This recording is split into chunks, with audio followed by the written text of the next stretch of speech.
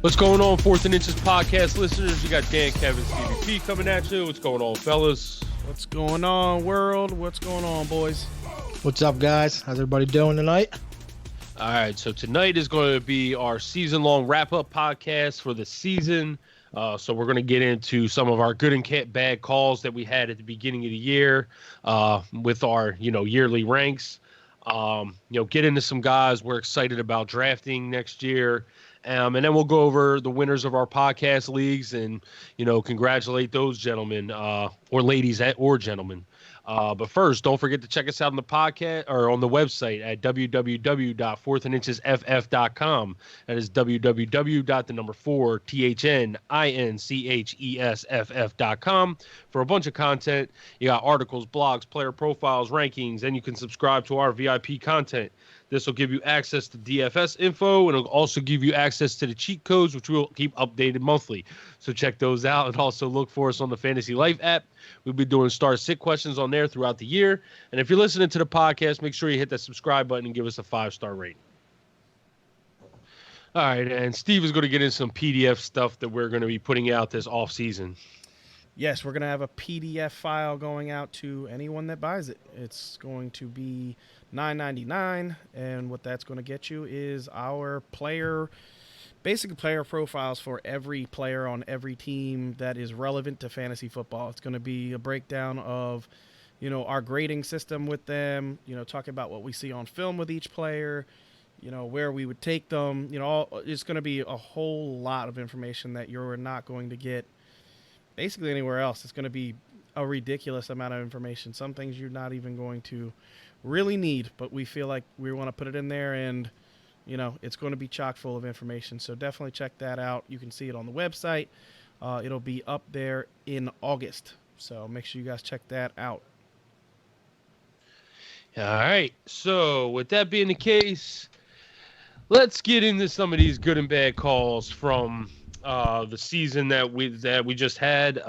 We did our yearly ranks before the year, just kind of went over them, and kind of laughed at some of our bad calls and where we had guys. So let's start off with the good. Steve, why don't you take your good calls at first?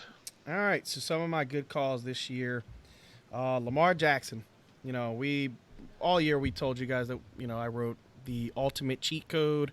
It was a blog that I put up. It basically said the ultimate cheat code with question marks and exclamation points, basically asking if we thought, if I could convince you that he was the ultimate cheat code, or if you thought that he was just whatever. So, he ended up being the ultimate cheat code. The dude was awesome this year. I don't even need to go over the stats. I could go over the stats and wow you, but you've seen the stats. You've seen how good he's been. He's had 2 games of 5 touchdown passes. So the dude has just been amazing with his legs and his feet, and he's going to be a problem for years and years to come. And, we congratulate Lamar Jackson for becoming the best fantasy football quarterback, the best quarterback in football. He's going to win the MVP. He's great. Yeah, he's gonna win. He's gonna win just like Mahomes did last year. Basically hands down. We have back-to-back years of it not even being close. Yeah. So Lamar Jackson, definitely a guy that ended up working out. Nick Chubb. I had Nick Chubb at 6, and he is the rushing leader in the NFL right now. Nick Chubb has been great all year, and as long as he's the guy in the Browns offense, he's going to be the guy you want. He's been great this year, and as long as he can stay healthy, the sky's the limit for this kid. He's just going to keep getting better and better, and definitely a guy that will be going very early in fantasy drafts next year. Allen Robinson was my wide receiver pick that I chose to go with.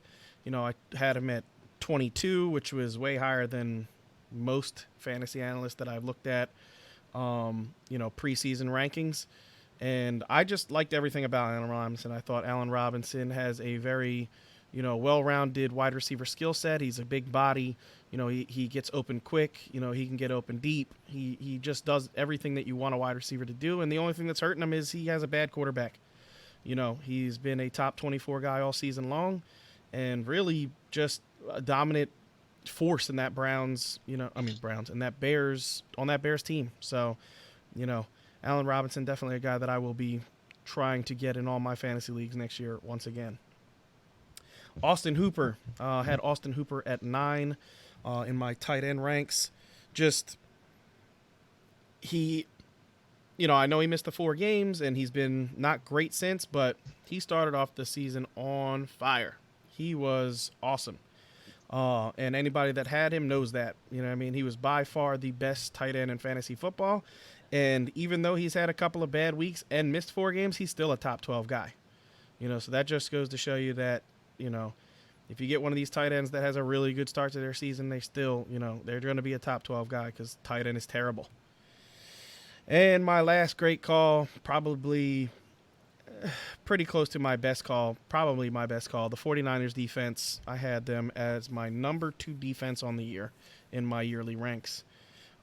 Just like I said in the beginning of the preseason, this team, I thought getting, Nick Bosa and having, all the defensive linemen that they've taken over the years in the first round, I just thought that this defensive line was going to be a problem for every team. I didn't think anybody was going to be able to stop this defensive line. And to me, in fantasy, I want the team with the best defensive line. And I thought that the 49ers had, if not the best, one of the best defensive lines in football that could, get to the quarterback. Because really, sacks lead to fumbles, they lead to interceptions.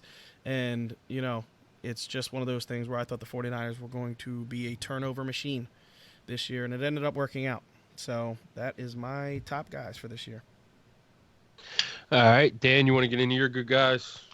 Yeah, we'll start off quarterback, just like Steve did, and I'm going with Russell Wilson. A lot of analysts, were not high on Russell this year. Basically, evaluation was that Seattle is just going to run the ball into the ground, and as good as Chris Carson looked this year, and Penny at times, Russell Wilson was a monster, top 3 guy this year behind Lamar and maybe Christian McCaffrey. But I had him ranked, within my top 10. Obviously all of us had, some guys a little higher than him that we regret, a couple quarterbacks that stunk it up, but I was really high on Wilson, and he's going to finish at, 5 to 10 quarterback right where I had him at. And, he could have had a chance at being a top 5, but, Lockett had a couple bad games there, and they did start to run the ball a little more down the stretch, and they got, leads and whatnot. But this team has been they've been basically in shootouts all year long. And, like I've reiterated, when teams get in shootouts, that normally, spells good for fantasy production. At running back, the guy that I beat the drum on all, preseason early podcast was Leonard Fournette. I thought he was going to finish a top, 10-5 running back, and that's where he is, right in that 5 to 10 range. A lot of people had him outside of their top 12. They just didn't see the production from him last year.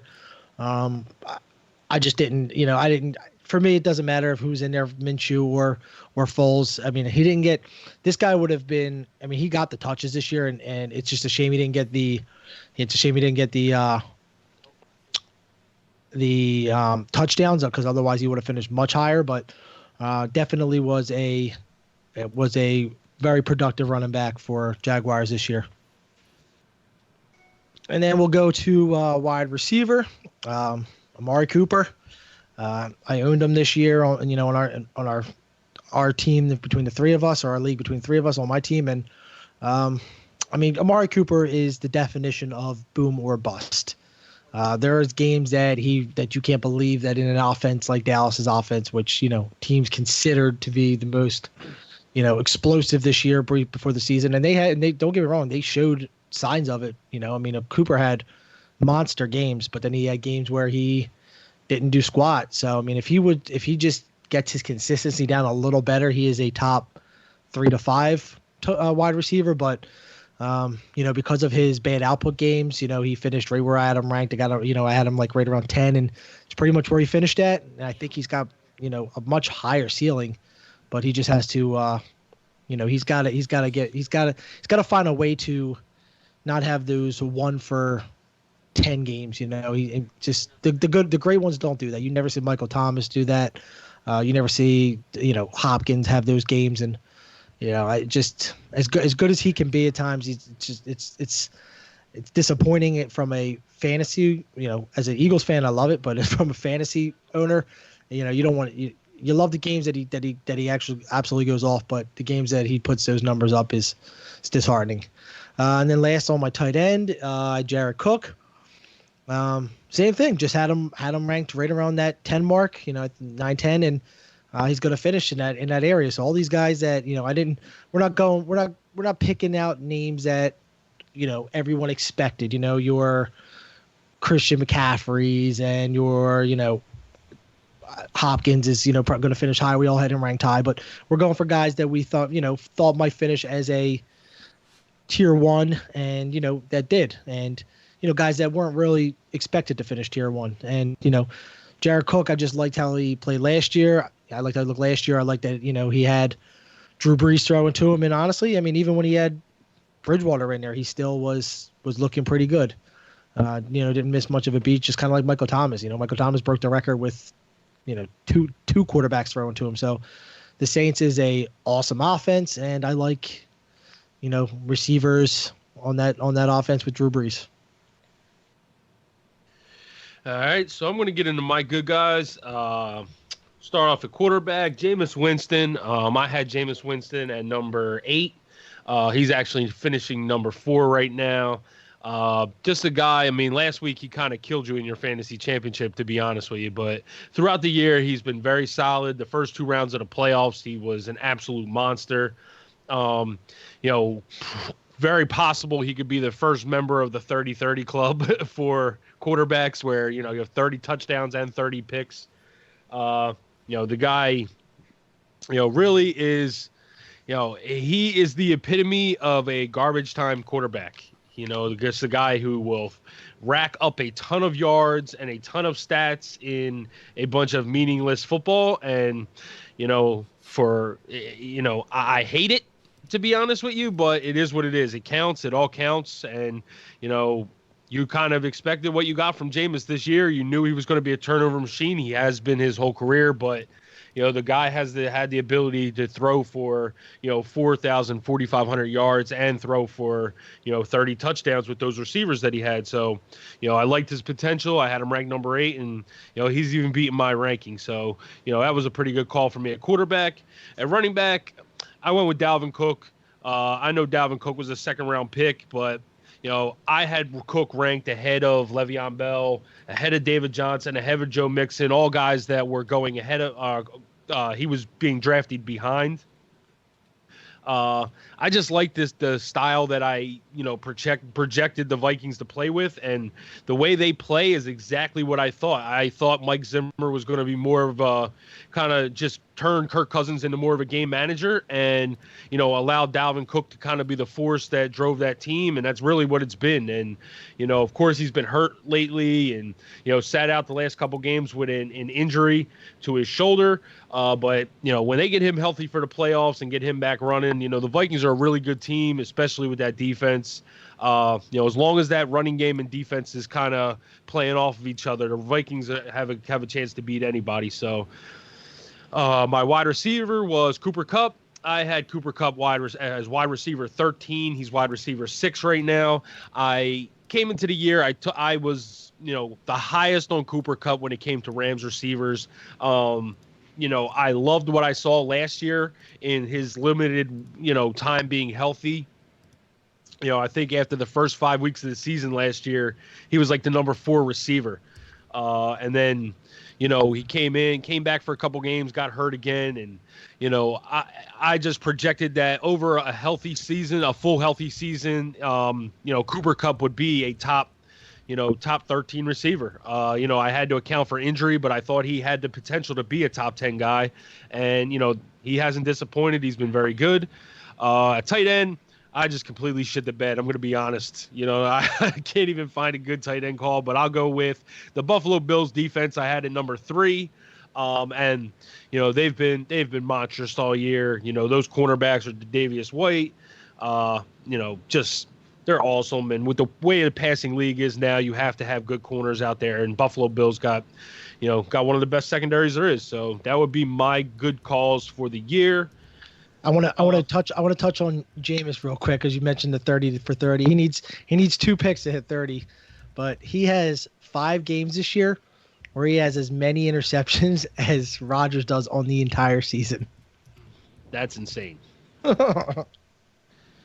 Yeah, unfortunately, Rodgers has really not been he's been more of a game manager rather than like the elite superstar stud quarterback that he's been in the past. So he's not throwing for as many touchdowns, but you're not turning the ball over. That's why Green Bay's so good, because Aaron Rodgers ain't turning the ball over at all. All right, so now we're going to get into our wrong calls for the year. Say they're wrong because they were wrong. And were they wrong? Are they wrong? I think they're wrong 100%. sometimes they're wrong. They were wrong. Sometimes they're wrong. It's the New York Times. They're always wrong. Well, I would say my wife tells me I'm wrong all the time. All right, Dan, why don't you start us off with the wrong calls, your wrong calls? Oh, and I have a doozy. We'll start with Mr. Lamar Jackson. And it's not that I thought I was going to – it's not that I was low on Lamar. It's that I was so low on Lamar. I thought this dude would probably get benched at some point this year because he was so inaccurate. I mean, honestly, I was on the same, mindset that a lot of these analysts were, where I watched him last year and I just was not buying it because he couldn't hit receivers. His running ability was no question, but I mean, I figured this guy he's not a running back, and they shipped off Flacco. They built an offense completely around him and his skill set, and they are the best team in football because of it. And he deserves every accolade he got this year. And he's humble. He's just doing it the right way. I want to congratulations to Lamar. He deserves to be the MVP, and he smacked me front fist and back fist. Second, I have Mark Ingram. I guess I just wasn't buying the Baltimore Ravens this year. That's just a wrong call, wrong team, wrong everything with Baltimore. So, yeah, Mark Ingram was fantastic. I had him low. I didn't have him outside of my RB2 status, but he finishes in RB1. So, I mean, he's way above where I thought he was going to do. I just, we talked about it a lot. I mean, if anyone listened to most of our podcasts, they heard my side of the story, and I just didn't think that he was capable of handling that much of I just knew how much Baltimore was going to be run dependent. Unlike Seattle, who I, figured they would be a good run team, but because Russell Wilson is so good throwing the ball that we've seen, Super Bowl MVP, I didn't think Ingram was going to be able to handle this kind of workload, and he's been putting up 100-yard games, been putting up multi-touchdown games, just fantastic. So that was definitely a wrong call on my part. On the wide receiver portion, Stephon Diggs, although he will finish ahead of Thielen, it is by default because Thielen missed a lot of time. So, I had Stephon Diggs number 10. I had him super high, wide receiver 1 basically, and he's finishing, 20 range. So definitely not a horrible season. He did have a couple good games, but he didn't do enough to where I'm happy with, the pick of where I had him at. I really thought for sure he was going to, it also had to do with Kirk Cousins, who didn't get started till late. Cousins had a pretty good year overall because of that second, that middle stretch and that second portion of the season. But Cousins stunk to start the season. Diggs stunk to start the seasons. It was just and when you're behind the 8 ball like that, it's tough to catch back up. And then my last wrong call, Jacksonville defense. I had them number 2, and this team is one of the fun teams to play against if you like to put up offensive stats. They're horrible. They're so bad that they traded away Ramsey. They're basically in the rebuild process, it looks like now. I mean, who knows what they're going to do with the quarterback situation. They do have Chark. Yeah, obviously Fournette is still their bell cow, but they have a couple bright spots, but they really have to do something about coaching. They have to do something about coordinators. They have to do something about that defense. I mean, this is a team that used to get after the quarterback, like vicious after the quarterback, and they were shut down on the corners, and they're terrible now, horrible. It was rough watching. Every time they played, they were letting up 30+ points. Yep. All right, so I'm going to get into my bad calls for the year. I'm going to start it off with Baker Mayfield. I had Baker at number 6. Obviously, Baker's been absolutely terrible. Probably, outside of coaching, Baker Mayfield's play has been probably one of the reasons the Browns have really been so terrible. He struggled to get his playmakers the ball. Obviously, Landry's having a much better year than Odell Beckham. I can't even say little bit, but when you have a guy like Odell Beckham out there, you got to find a way to get him the ball as your quarterback, and Baker just hasn't done it, and this team hasn't done it. There will be a coaching change, I'm assuming, in Cleveland, and hopefully that helps Baker out. But this year, he was a terrible call. I think everybody, probably a lot of people, majority of people expected more from him, and he's really not lived up to the hype. My bad running back call was Damian Williams. I had Damian Williams number 9. I think when I made this call, I was going off my own personal wish and hope, because I had Damian Williams as a keeper from last year, and I was hoping he would live up to that hype, or live up to, his potential, because the potential in that Kansas City offense from the running back position over the past couple of years has been awesome. You look at what Kareem Hunt did, and even what Damian Williams did at the end of last year. If Damian Williams was able to stay healthy, you would have expected that, he would have been able to finish as a top 10 running back, but he really, even when he's healthy, has not been very good. I think, before his last injury, I think I looked at his yards per carry, and he was averaging 3.6 yards per carry, and that was with a 75-yard rush thrown in there. So, he just really has not been very good this year. Totally not what I expected, considering what we saw from him at the end of last year. My bad wide receiver call is Steve's good wide receiver call. It's Allen Robinson. I was so bullish on Allen Robinson coming into the year. I don't even think I had him in my top 40. I just was extremely bullish. I wasn't a big Mitch Trubisky guy coming into the year. I thought this offense was going to be a little overrated based on what they did last year. And, obviously that was the truth. But if there was one shining spot from this offense, it was Allen Robinson. He really is a number one receiver.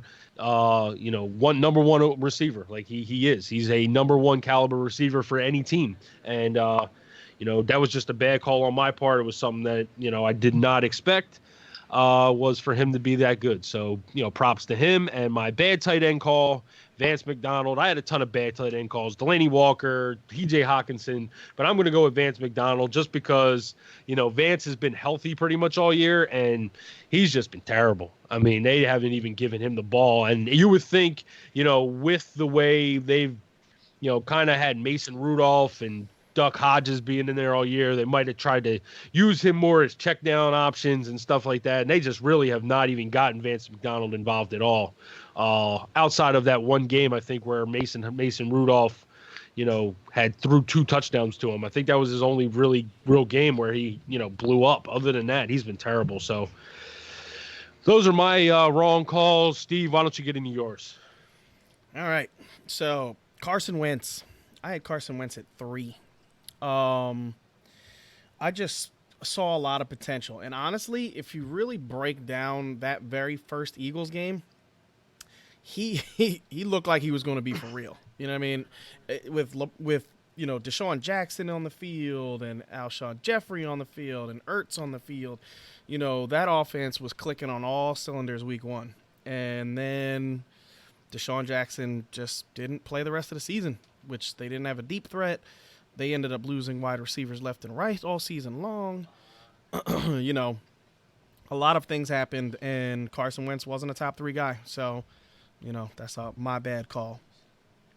Alvin Kamara was my running back call. I had him as my number 2 running back on the season to start the year. Yeah, so, liked Alvin Kamara. I thought he was going to have a big season. He got the workload. You know what I mean? You can't say anything about his workload. He definitely became the guy.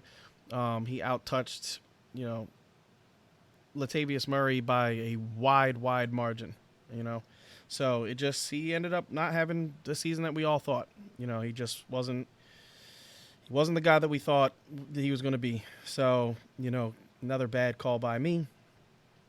OBJ. I had OBJ at 3. OBJ was just terrible this year. There's no other way to say it. He was really, really bad. And, it all stems from, you guys remember I had a rant 6 weeks ago about OBJ saying how, didn't want to show up to the beginning of training camp, didn't want to go to any OTAs, didn't want to go to anything until training camp started. And even in the first couple of days of training camp, he didn't really practice. He was kind of just getting back in the swing of things. And, all that stuff matters. You know what I mean? Like, the one definitely thing that I will take from this season is that, if you have a guy switching teams, especially at the wide receiver position, that is not practicing with the team, that is being a little bit of a diva, not doing what he's supposed to, not going to OTAs and all that other stuff, I'm going to stay away from that guy. And next year, if that happens, whatever wide receiver it is, if, Antonio Brown gets signed by somebody and he doesn't go to OTAs and all that other craziness, he's going to be a guy I avoid. I'm going to tell you guys to avoid him, because after what we saw this year, just, it's already hard enough for a wide receiver switching teams. It's just so much harder when the guy isn't committed. I mean, when you're not committed to learning your quarterback and learning your offense and becoming part of the team, it's just hard to have fantasy production. And that's basically the way I felt about OBJ season. His season was horrible, and it's his own fault. I mean, it's nobody's fault but OBJ's. I credit Freddie Kitchens too. Yeah, Freddie Kitchens pretty terrible too. But O.J. Howard, this was probably my worst call in the season.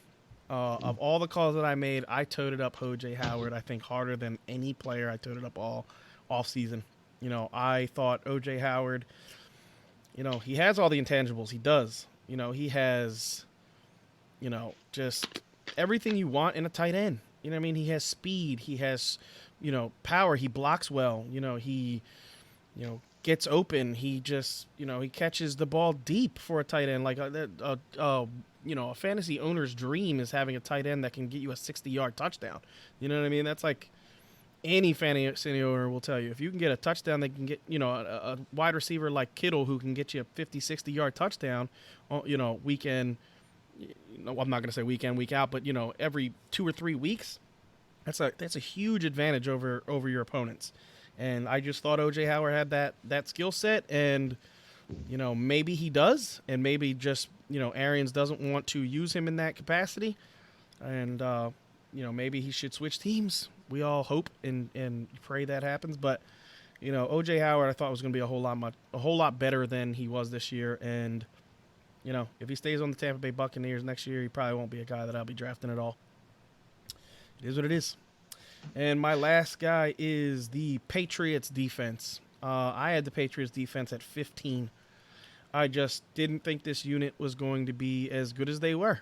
And honestly, the past, 6 weeks, 7 weeks, they haven't been the dominant force that they were in the beginning of the season. But, they've still been very good this year, and you can't take anything away from that Patriots defense. They were on a record-setting pace, to start the season off with the amount of touchdowns they were scoring, and it was all, kind of fluky stuff, fumbles that they were taking back for touchdowns and interceptions that they were getting, and, sack fumbles and, just block punts for touchdowns. It just not sustainable, but, the numbers that they put up really did, impress me. You had some fantasy analysts going off the wall telling you to trade, really good running backs or wide receivers for the Patriots defense. I'm not going to name those analysts, but I'm sure you heard them. And, if you didn't, thank God you didn't, because they didn't finish as strong as they started. But they were good. They were great all season long. So you can't take anything away from the Patriots. Yep. All right. So really quick before we get into our podcast league winners, give me some guys you guys are interested going into next year and drafting. I mean, obviously, free agency, the draft is all going to play a part in what's going to happen next year, obviously, but just some guys you've seen this year. I know I can think of two right off the bat. I know, we kind of discussed one off the air. I'm sure Miles Sanders is one that we're all interested in drafting. Me and Dan, of course, are Eagles fans, and we've seen what he's been able to do. And if that guy winds up getting more of a lead role in Philly, he has the ability to be a top 5 running back. Yeah, and you were a guy that toted him all year long, Steve. You were a guy that kind of saw this coming. Yeah, Miles Sanders. You guys, when we're doing the off-season stuff, like, I really get into my college football breakdown. It's really hard to get into college football breakdown tape, watching guys play during the football season, especially because we do what we do. You know what I mean? So it's really hard to see that stuff. But in the off-season, I watch a lot of college football, and I try to see what guys I like. And to me, Miles Sanders just jumped out at me as a guy that I thought had everything you want in a running back. A guy who runs tough, a guy who can get to the outside and win, you know what I mean? A guy that catches the ball well out of the backfield, a guy that can juke you out of your shoes, a guy that when he gets to the second level, he can outrun you. Just everything you want in a running back. And I thought that when he got his opportunity, he would be very good. And, he's proven me right the past couple of weeks. You know what I mean? And I said this to you guys. I 100% said this because I remember it vividly. I said, Miles Sanders is going to win people their fantasy football leagues. And from week 12 on, the dude scored 11.6, fantasy points against Seattle. Then he had 21.5, 10.9, which is just okay. 35.2 in your fantasy semifinals. And in your championship game, he got you 26.6 fantasy points. Yeah, from week 12 to week 16, he's the number 4 running back in fantasy. You know what I mean? So, like I said, he was behind only Christian McCaffrey, Ezekiel Elliott, and Saquon Barkley. So the company he's in right there. Yeah, it's strong. It's strong. Yeah. And that's what I was saying. I just thought when he got his opportunity, and I think I said it was going to be like week. I said it was going to be like, week 5 or 6. Yeah, week 5 or 6. And from week 6 on, 18.2, 16, 6.2, 12.8, 10.3, 6.7, and then he just went off the last 5 weeks of the season. So, yeah, from week 7 on, he was actually the number 9 running back overall. So, I mean, he's really killed it for you the second half of the year if you had him on your teams. Yeah, he was great. And, I don't like to say I told you so, but, I just watching the kid, I really thought he had the ability, and Eagles fans are just going to enjoy this kid for years to come because he's only going to get better. I mean, it is what it is. The kid is he's only going to get better. Yep. And with that being said, I'm going to switch it over to your guy. I like Devin Singletary. I kind of toted him before the year as kind of a league winner, and he really at the end of the year, I think his matchups kind of got the best of him. But I can see especially with the way this team plays, they're going to want to use a lot of more run game, with, the defense that they have. Obviously, Josh Allen is more, I don't want to say he's Lamar Jackson, but, he's just, one of the better running quarterbacks in the league, almost a Cam Newton, like a reenactment of Cam Newton out there. I think Josh Allen kind of stole some of his rushing touchdowns this year, which I do think are going to get credited to him, going forward a little bit more. I think they're going to want to try and preserve Josh Allen a bit. So I can see Devin Singletary. Who knows where he'll be drafted yet next year. My guess would be, 3rd or 4th round for Devin Singletary. What do you think about that? You think that's about right? 3rd, 4th round? Yeah, I would definitely look for him in, probably late 3rd, early 4th. I think he's a guy that, it depends on what they bring in because I do think they're going to bring a bigger body in there just because he's not super huge. Yeah. But, from what he showed this year, I definitely think, he is the, 1A to a good solid backfield. And there's a lot of running backs coming out of the draft this year. So I wouldn't surprise me if, in the 2nd or 3rd round, the Bills take another running back just to pair with him and have a back 1-2 punch. Yeah, 1-2 punch. And he definitely will be the 1A of that 1-2 punch. If you watch him this year, the dude never goes down on first contact. He's constantly pushing the pile, and he's not that big. So, and really what separated him this year from being a top 24 guy, like, the whole season is Frank Gore taking goal line work. Yeah. Frank Gore is not going to be there next year. They, like I said, they're probably going to bring in a bigger body, but if you watch, Singletary, the way he plays, he moves the pile. He almost never goes down on first contact. I mean, he's very slippery. He slips out of tackles. Guys are trying to, wrap him up, and he's just too strong. His center of gravity is just lower than everybody else's, and he seems to, break those little arm tackles and pick up 5-6 yards. Yep. Another guy. Go ahead. I'm sorry, Dan. Go ahead. No, that's fine. Yeah, just one guy that I'm going to make a bold statement, but I'm going to say that Kyler Murray finishes third next year. Granted that, Mahomes stays healthy, Lamar Jackson stays healthy, because I think those are your 1 and 2 because they're undeniable talent. I think Kyler makes a huge jump into like third, fourth status. I just think his running ability, he had over 500 rushing yards this year, and that was basically him not rushing the first handful of games. Once he started getting his feet under him, started getting more comfortable, he got off to a slow start, and he still, is going to finish this year QB1 probably, depending on how he does week 17. I'm sure he'll be in QB1. And I think they're going to, I think they know that this kid is the real deal. They'll put hopefully make a push and put a wide receiver around him, maybe drafted another young guy. Kirk is awesome when he's actually healthy. So, I mean, we can't assume that he's going to miss as much time as he has. So, Larry Fitz legend, what Steve calls him, Larry Legend, needs to call it quits. I mean, he might hang around for another year if they do get a young guy or two, and just to try to maybe mentor him. But I hope not. It's time me for Larry either. to go. It is. It is. I said before the year I didn't know how much he had left in the tank, but I mean, he had 1 or 2 okay games, but he really was. It was rough, and it's tough. I mean, and that you've slowed down when you have a hard time, having productive games, when you have a Kyler Murray as your quarterback who makes plays with his legs and buys time. So, yeah, poor Larry he's one of the all-time greats, and he needs to go out, a year too early before a year too late. Yeah. Yeah, piggybacking off that team, that's another one I would say is Kenyon Drake.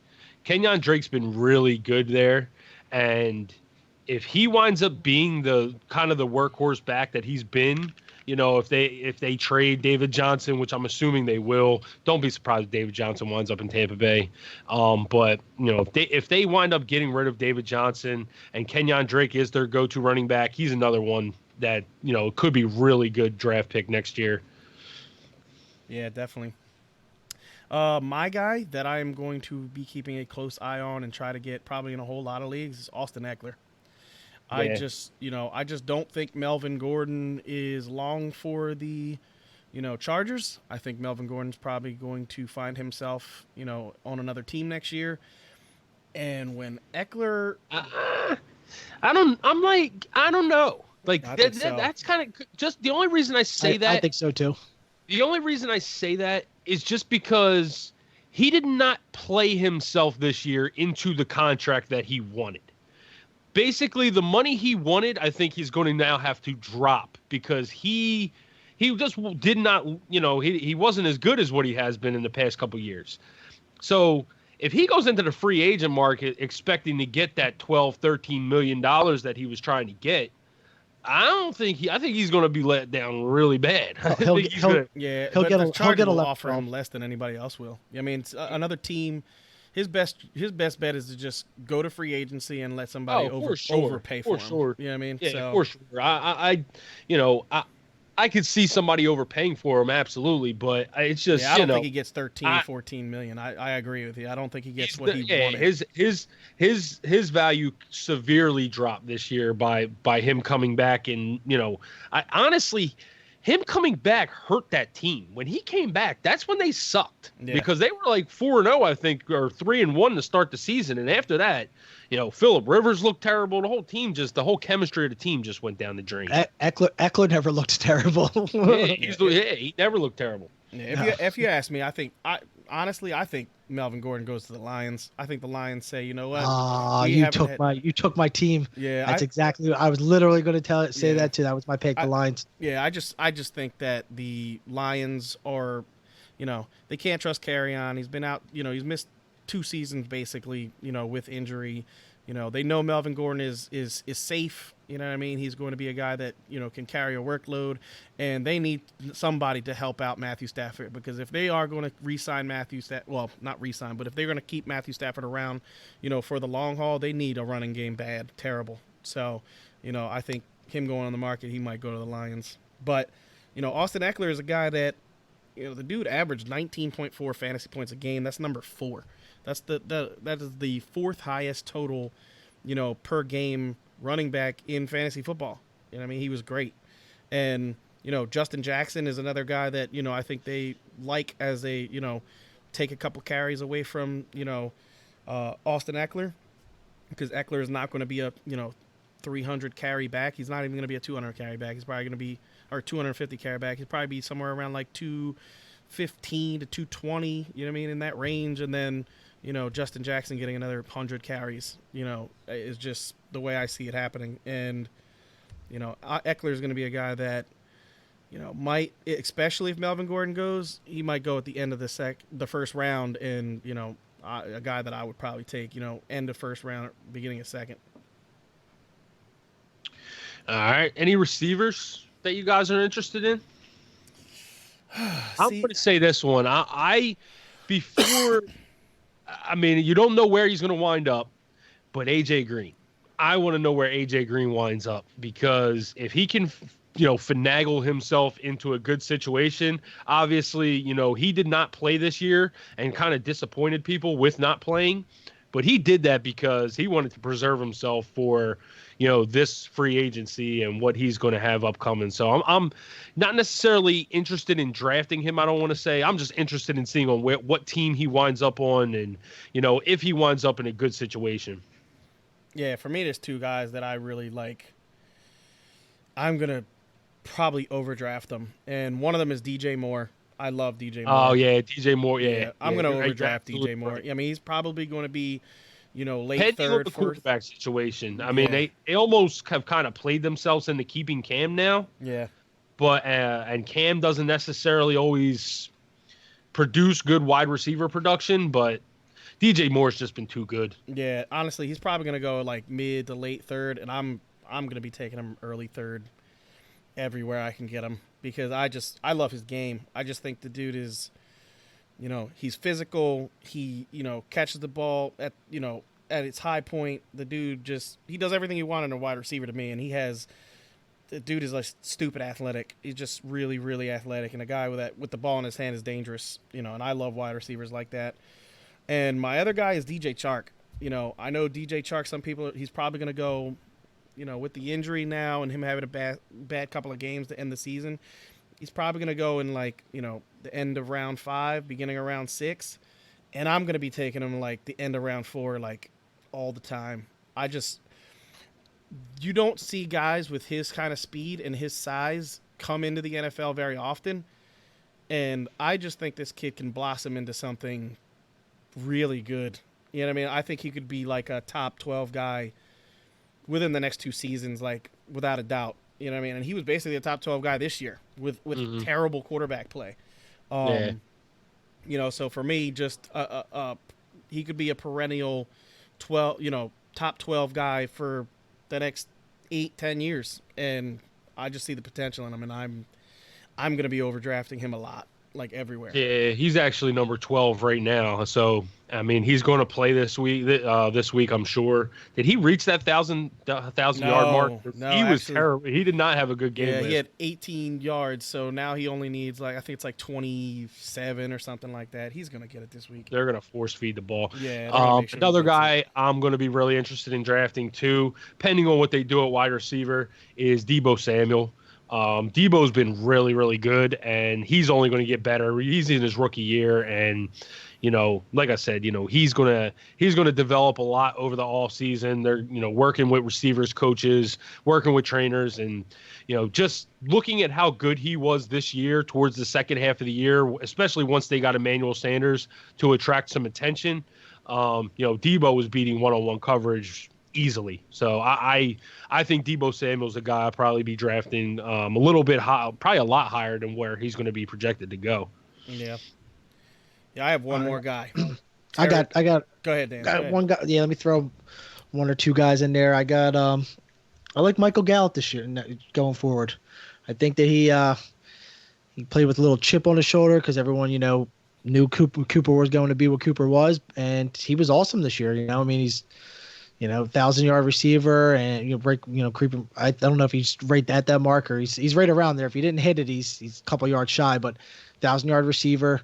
Had a handful of touchdowns, and I think chemistry wise, he's got it with Dak, and more than likely they're going to have a new head coach in there, and who knows about their coordinators. And I just like him moving forward. And the other guy that, I mean, you almost have to just consider, I'm not going to say top 12, but top 20. Parker. I mean, look at the second half of the season this guy had. He's got to be a top 10 just second half of the season for sure. Yeah. Second half he's just been unbelievable, and Fitzmagic continues to make plays. I mean, the team's bad. He to me he's like almost kind of like a Jameis Winston type quarterback where he's just got no. He's actually the number 8 wide receiver on the year. On the whole year? On the whole year. Yeah. So the thing with him, you just got to pay attention to is the quarterback. If they come back with Fitzpatrick and maybe they just beef up the offensive line, then they definitely take Devontae Parker early. I think he had 9 touchdowns this year, so he was getting in the end zone constantly. Yeah, he was great. He's been great. He's been really, really good, especially since week 5. I think he's been. It's either week 5 or week 6. He's been like a top 4 wide receiver. It's insane. Probably. He's been awesome. I might have to break my no Miami Dolphin clause for next year. I hear that. Who was your last one, Steve? Yeah, my last guy is Terry McLaurin. Dude, Scary Terry. Dude, I started watching some tape on Terry McLaurin because I actually decided that I'm gonna go, for the PDF file that we're gonna be doing with all the teams. We're going, it's gonna be team by team. So, we're going to split up the teams and go team by team, each player that's relevant on those teams. It's going to be a whole thing. It's going to be really cool. You know what I mean? If you guys saw our cheat codes, it's going to be the cheat codes in there, then the player profiles, breakdown. It's going to be all one PDF, all, nice packaged, color coordinated with each team, and it's going to have all kinds of – it's going to be really cool. But, Scary Terry, I've been watching some film on him, and this dude is just – he's good, man. There's no other way to say it. The kid is just really, really good. And I wish he wasn't a Washington Redskin because the Redskins they just seem to I always think Dwayne guys. Haskins is going to be all right, though, overall. Once he gets a year of just kind of getting his feet under him and working with quarterback coaches and stuff, I don't think Dwayne Haskins was that bad as he started to get more time in. Obviously when he first started, he looked like he was scared shitless out there, especially when Jay Gruden just kind of threw him to the wolves because he wasn't even getting any first team reps. But I think Dwayne Haskins will be all right as he kind of, gets a little more development. Yeah, definitely. But, Scary Terry is going to be really good for a long time. It's definitely a guy that I will definitely overdraft next year. 15th round keeper, he's available. No. Right. All right, so let's get into these podcast leagues. Yeah. All right, so we're going to start off with the 4th and Inches, the face-off league, which Show Enough 98, that's your boy Mike from California, isn't it? Yes, it is. He took down you in the championship. Yes, he did. We'll just go over his team, shall we? So his quarterback was Lamar Jackson, running backs Chris Carson and Christian McCaffrey. He started Anthony Miller and Emmanuel Sanders in the championship along with Noah Fant. He had Miles Sanders and Deontay Johnson as his 2 flexes, Dan Bailey and the Pittsburgh Steelers defense. Obviously, his team was carried by Lamar and Christian McCaffrey all year. Oh, yeah. He, that was just dominating. I believe in the league he scored the most points too. Let me check it. But, just a dominating team. When you have those 2 guys, as your cornerstones, that's a team that's just going to be hard to beat. I mean, it is what it is. There's not too many teams that are beating that. You really have to come hard, to beat that team. And, to me it was, a situation where, my quarterback situation was bad. I had a couple of injuries. I didn't think Carson Wentz was going to do anything against the Cowboys. So, in that final game, he beat me. He beat me pretty solidly. What did he score? 107. 139 to 139.12 to 107.76. Yeah, so just a situation where I thought he was going to win. I made some moves in the end, and he did. His team just played, great all season, and congratulations on that win, Mike. Yep. So now we are going to get into the 4th and Inches FF Redraft League, in which case the champion was once again Shonuff 98. Mike was on fire in our let me try to find how the heck am I getting there? Yeah, I was gonna say all right, so go ahead.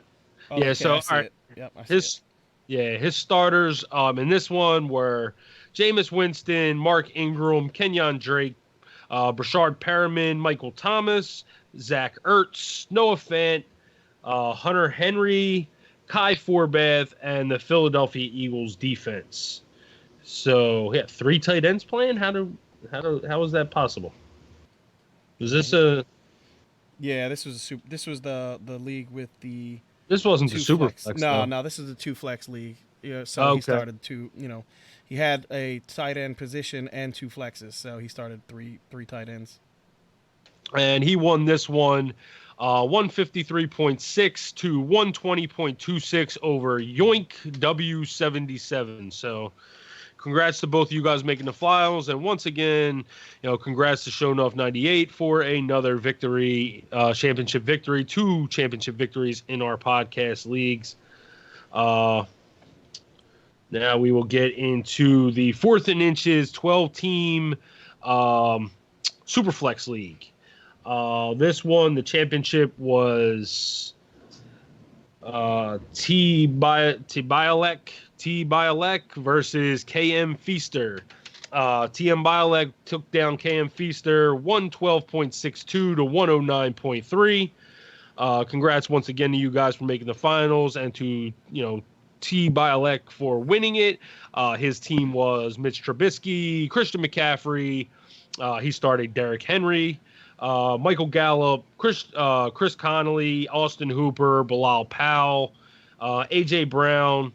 Aaron Rodgers was his second quarterback, and the Chargers defense. So obviously, definitely could have been some better decisions, probably on both sides, but congrats to T. Bialek for winning the, Superflex League. Now we will get into the 4th and Inches FFPC League. This one the championship was between MJA4 and Black Man. Black Mamba. Black Mamba. Okay. Yeah. So Black Mamba, Black Manta. Black Manta 9. Whatever. Yeah. Okay. So he won 151.22 to 136.32. He took down MJ4. His team was Jimmy Garoppolo, DeAndre Washington, Marlon Mack, Justin Watson, Michael Thomas, Sterling Shepard, Travis Kelce, Anthony Miller, Jason Myers, and the Patriots D. Obviously, that Patriots D was a good pick. Michael Thomas, been a beast all year. You're starting to see Michael Thomas and Christian McCaffrey on a lot of these championship teams, as well as Lamar Jackson.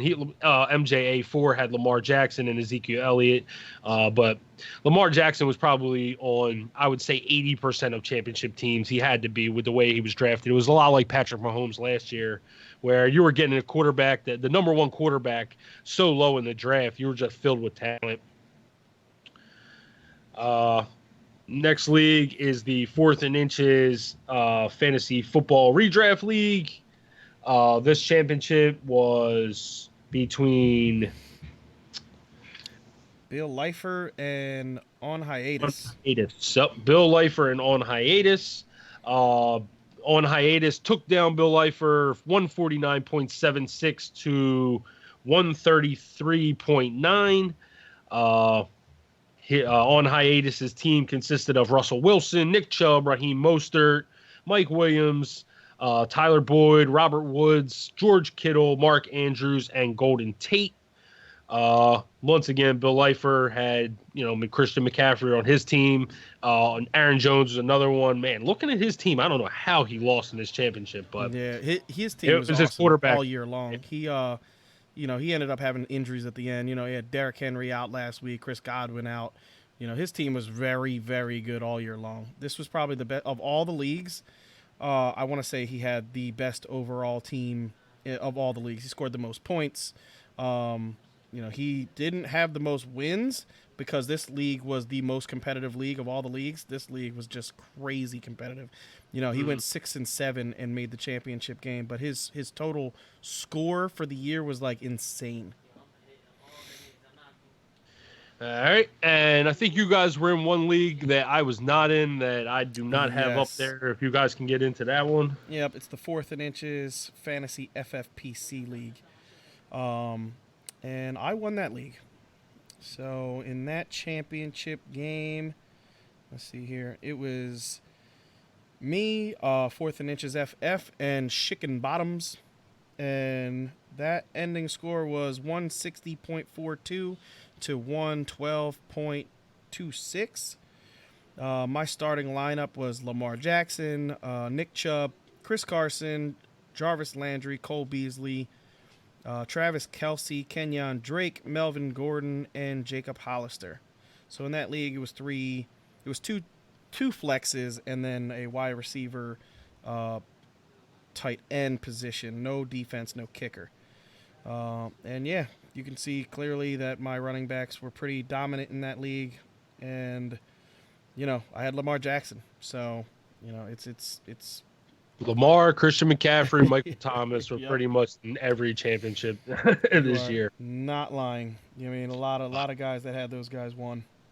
Yep. So congratulations to all the winners.